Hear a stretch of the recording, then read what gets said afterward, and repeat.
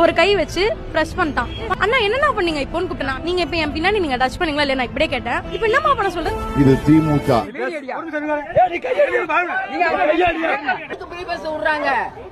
எங்க driver conductor ஏத்தாம இருக்காங்க, driver conductor கேட்காம இருக்காங்க.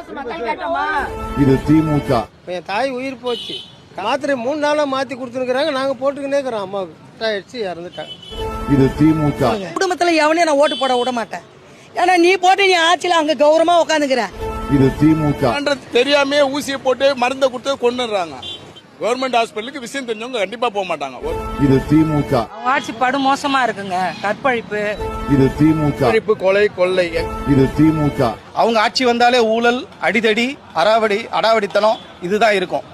இது திமுக. ஆட்சிக்கு வந்ததுக்கு அப்புறம் பாத்தீங்கன்னா இபி பில் வந்து படிப்படியா இன்க்ரீஸ் ஆயிருக்கு. இது திமுக. போதை பொருள் ஸ்கூல் பசங்க காலேஜ் பசங்க நிறைய மும்முரமா போயிட்டு இருக்கு. இது திமுக. சட்ட ஒழுங்கு முற்றிலும் சீர்கெட்டு போச்சு. இது திமுக.